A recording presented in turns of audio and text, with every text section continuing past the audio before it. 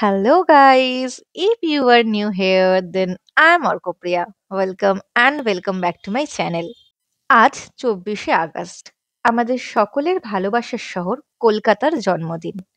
কলকাতা শুধু একটি শহর নয়, এটি একটি আবেগ, একটি ইতিহাস আর কোটি কোটি মানুষের স্বপ্ন।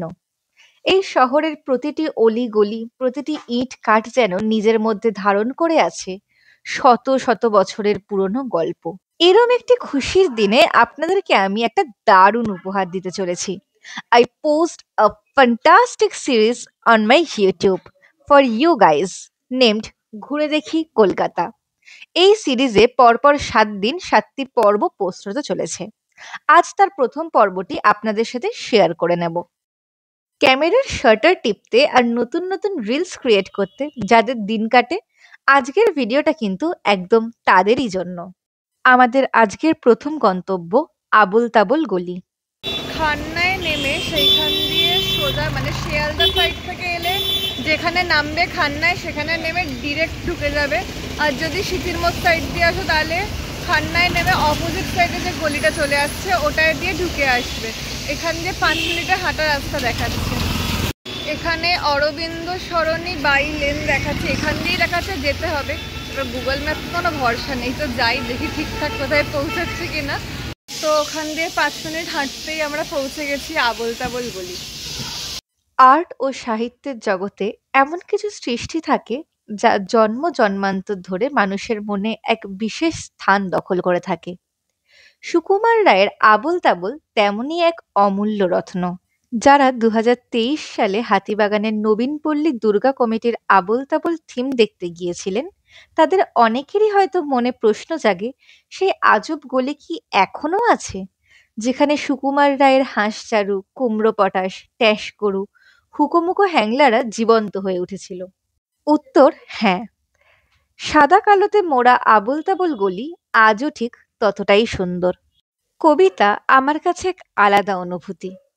এই গলিতে হাঁটতে হাঁটতে মনে পড়ে যাচ্ছিল সুকুমার রায়ের লেখা সেই ট্যাস গরু গরু নয়, আসলেতে পাখি সে, যার খুশি দেখে এসো হারুদের অফিসে।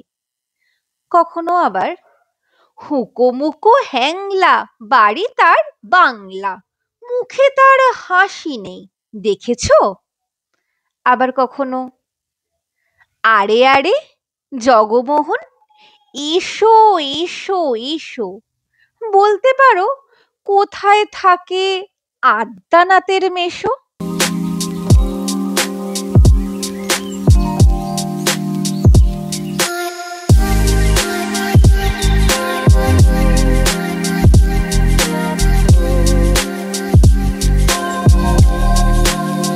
তো আবোল তাবোল গলি আমরা ঘুরে নিয়েছি, এবার আমরা হাইটটা হাইটটা যাচ্ছি উত্তরের আড্ডায়। আমাদের দেখো কি অসহায় অবস্থা, চুল টুলের অবস্থা দেখো, ছাতা দুটো নিয়ে এই যে, আর আমাদের স্যার বেচারা। যাই হোক, যাওয়া যাক। আবোল তাবোল গলি দিয়ে বলে তো ১১ মিনিট উত্তরের আড্ডায় হেঁটে হেঁটে, কিন্তু বেশ খানিকটাই। তবে হ্যাঁ, হেঁটে কভার করা যাবে, কভার না করার মতো বা বাস ফাস এখান থেকে আলাদা করে নেওয়ার কিছু নেই, হেঁটেই চলে যাওয়া যাবে। এই যে এখানে দেখা যাচ্ছে মুখার্জি স্ট্রিট, ঠিক আছে? তুমিও হেঁটে আসবে লেন্স কার্ট বা এই ফড়িয়া পুকুরের সাইডটা, ঠিক আছে? এই লেন্স কার্টটা দেখলেই বুঝতে পারবে রাস্তাটা অপোজিট সাইডে চলে আসবে নীলম্বর মুখার্জি। এখান দিয়ে সোজা হেঁটে যাবে, একদম সোজা, না ডায় না বায়। হেঁটে বেশ খানিকটা এগিয়ে এলেই মোটামুটি ৫-৭ মিনিট মতো হাঁটতে হবে ওই গলিটা দিয়ে, তাহলেই সুন্দর সুন্দর আঁকা রাস্তার দুদিকে দেখতেই পাবে। আমি দূর দিয়ে দেখতে পাচ্ছি আর কি, ক্যামেরায় দেখানো সব কিছু পসিবল না, আমি কাছে গিয়ে দেখাবো। তো সেইখানে গেলে দূর দিয়ে তোমরা দেখতে পাবে, তখনই বুঝে যে চলে এসেছি আমরা আমাদের জায়গায়। দেওয়ালের গায়ে এমন সুন্দর সুন্দর আঁকা দেখলে বুঝে নেবেন আপনারাও এসে পৌঁছেছেন উত্তরের আড্ডায়। কন্টেন্ট ক্রিয়েটারদের জন্য এই জায়গাটা best. This is also my one of the favourite place for reels making. আমার ইনস্টাগ্রামে কিন্তু এখানে বানানো প্রচুর রিল পোস্ট করা আছে। আপনি যদি আমার ইনস্টাগ্রাম হ্যান্ডেলটি ঘুরে দেখতে চান, then check my description box for link.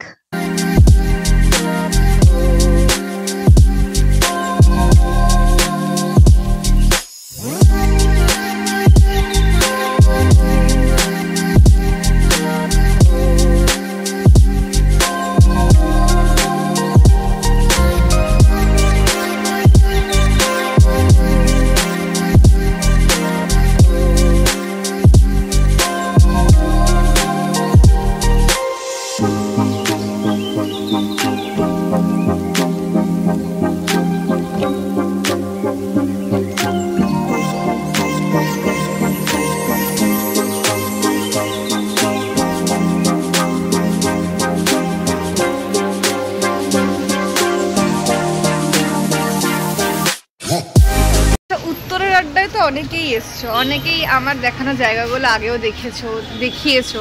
জায়গাটা কজন দেখেছো আমাকে আগে বলো, আমায় কমেন্ট করে বলো এই জায়গাটা কজন দেখেছো।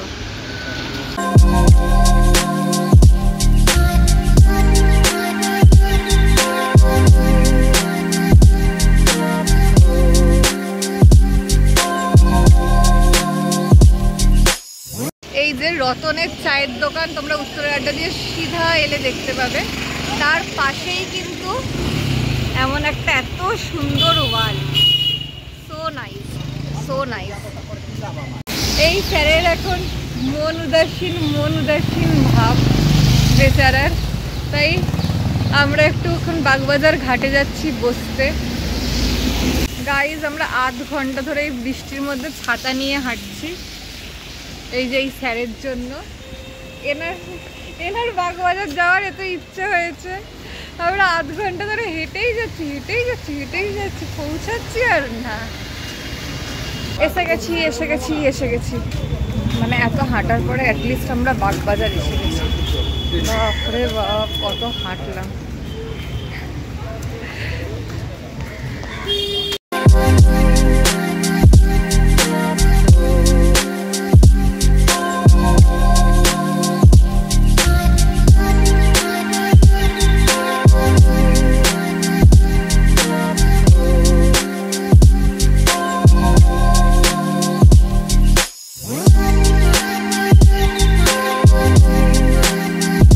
বাগবাজারে শিব মন্দির একটা আছে, আমার কিন্তু এই মন্দিরটা না দারুণ লাগে। দেখ ক্যামেরা হয় না কেন, খুব আলোটা আবছা হয়ে যাচ্ছে।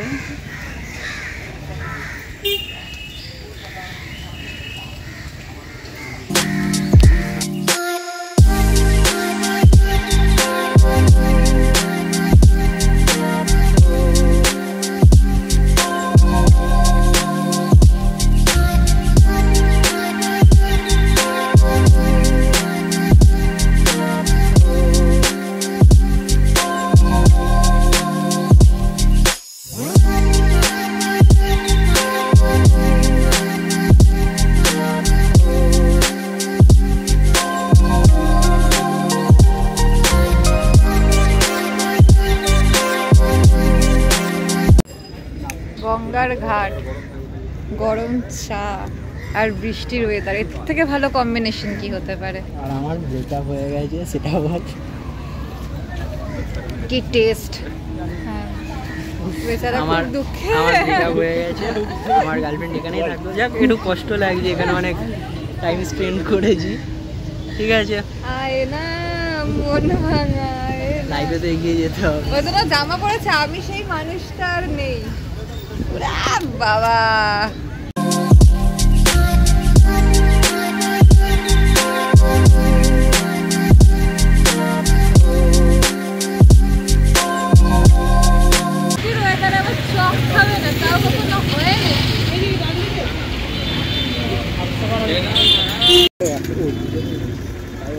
বাগবাজার থেকে আমি বাসে মানে 43 ধরেছিলাম, ধরে চলে এসেছি এবার বাড়ি অবধি। একটুকুনি, আমরা এখান দিয়ে বাড়ি বেশি দূর না, হন্টন প্রক্রিয়া লাগাবো। বাই দ্য ওয়ে, আজকে এতটা বিজি একটা দিন ছিল, সারাদিন এদিক ওদিক ঘুরেছি। এবার আজকের দিনে যেরকম রানিং করা হয়নি বা কোনো রকম ওয়ার্কআউট করা হয়নি, কিন্তু ওয়েট আমি তোমাদের একটা জিনিস দেখাই।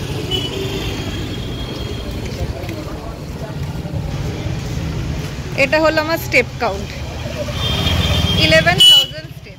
আমি কিন্তু এইভাবে কিছু একটা দিক দিয়ে নিজের হেলথটাকে মেনটেন করার চেষ্টা করি। নয় 10,000 স্টেপ হাঁটো, নয় কিছু একটা ওয়ার্কআউট করো টুকটাক হালকা, দৌড়াতে যাও, হাঁটতে বেরো, যা ইচ্ছা, কিন্তু এই জিনিসটা কোনোদিন স্ক্রিপ্ট করো না, কারণ after all health is wealth. আচ্ছা, কলকাতায় ঘুরতে এলে তোমাদের কলকাতায় কোন জায়গাটা ঘুরতে সবচেয়ে বেশি ভালো লাগে? কলকাতায় তোমাদের ফেভারিট ট্যুরিজম স্পট কোনটা, সেটা আমাকে কমেন্ট করে জানিও। আর ভিডিওটা যদি ভালো লাগে তাহলে লাইক করে দিও, শেয়ার করে দিও বন্ধুদের সাথে। আর আমার চ্যানেলটা যারা এখনও পর্যন্ত সাবস্ক্রাইব করেনি তারা সাবস্ক্রাইব করে পাশে থাকা বেল আইকনটা প্রেস করে দিও, যাতে আমার ভিডিওর লিঙ্ক সবার আগে তোমাদের কাছে পৌঁছে যায়।